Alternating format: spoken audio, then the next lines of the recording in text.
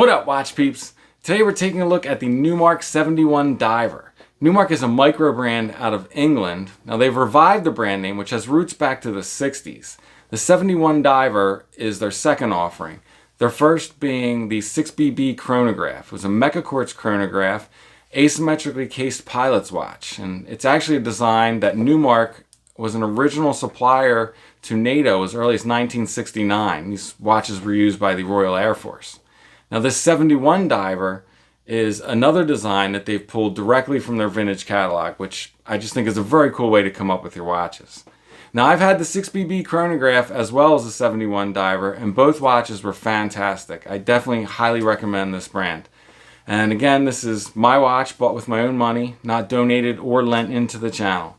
Speaking of which, if you enjoy the channel, subscribing is a huge help and always much appreciated. Let's get to it. I'm Pete, and we are chilling with watches.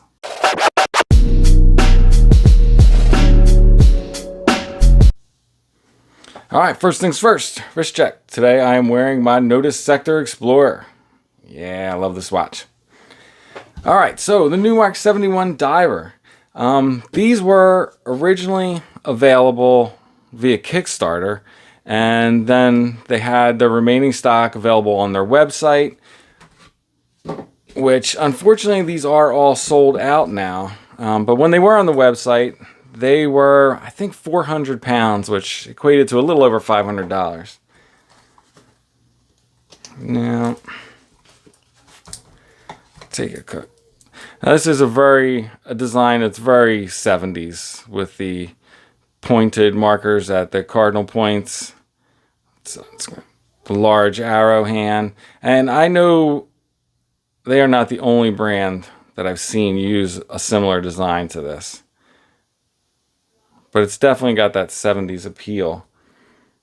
So they had a date version, which had the date at 6 o'clock, kind of at the point of the arrow. I don't know that I truly love that design, but to each his own. I like the no date myself. So yeah, the crown unscrews nicely, nice pop. And it is no phantom date. It's a single position for time setting. Screws back down very easily. Let's get a measurement on that crown size. Oops, missed it. 6.8, almost perfect, right? That's a really nice size crown for this case. Crown grip, it is a coin edge crown. You can see it is a signed crown. So we clean it up a little bit. And that domed crystal, sorry for the reflections, but that is a Flecto machine. But it's a beautiful crystal. See, I believe this uses the Miyota 9039, which is basically the no-date version of the Miyota 9015. So let's get a quick measurement on the case size. So yeah, that's the bezel. It is a 30, let's see if I can get it better this way. It's a 39 and a half millimeter bezel. And if you were able to get just the case, it's actually like a 38. It's like a 30, I think I'm getting part of the bezel there, but it's actually a 38 millimeter case. The lug to lug is 47. Lug width is 20 millimeter lugs. And the thickness, including the domed crystal, 13. So even with that nice big domed crystal, that's still a very reasonable size for a dive watch. You can see the case shape. It turns down rather nicely. Get these out of the way. So the watch came with the booklet, and also besides the bracelet, it comes with a nice rubber tropic strap. I believe it does have a signed buckle on I don't feel like unwrapping this right now, but it is a signed buckle on there. So yeah, as I said, it is a sapphire crystal with AR on the inside. You can see the blue tint there, but it's still a Flecto machine.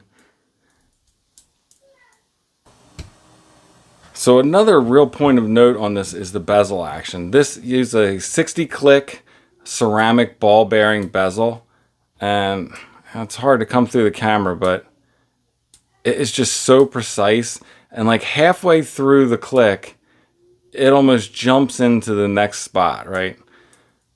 So I mean, you can spin it easily. It's super notchy and ratchety, but at the same time, like super precise. Just very satisfying to play with this bezel.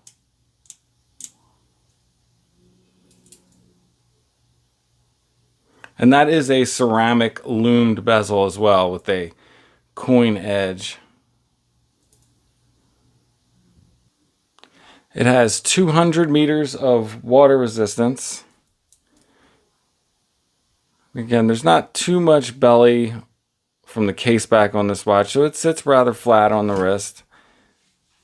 It does not have drilled lugs, but I think that is in keeping with their original design.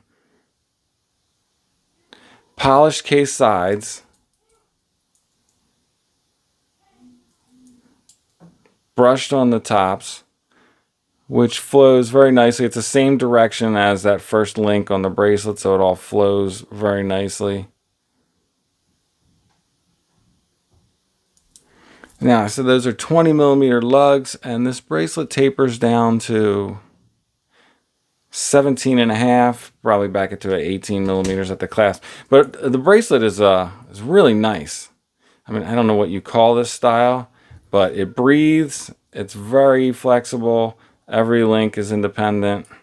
In fact, every piece you see in there is a separate piece. Yeah, it is I mean, it's one of those bracelets that you can just completely like fold up, right? So it articulates well. You're going to get a very nice, comfortable fit. The clasp is a pretty standard affair, you'll see here, but it's a nice, solid, milled out clasp. Double pushers, safety fold over, nice logo, signed. The brushing is really well done.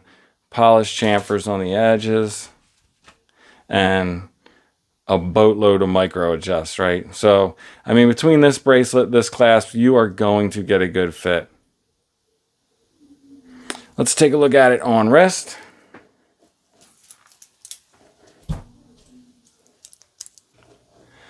So here it is on my 7 1/4 inch wrist, and the bracelet size for 7 1/4, it comes in at 142 grams.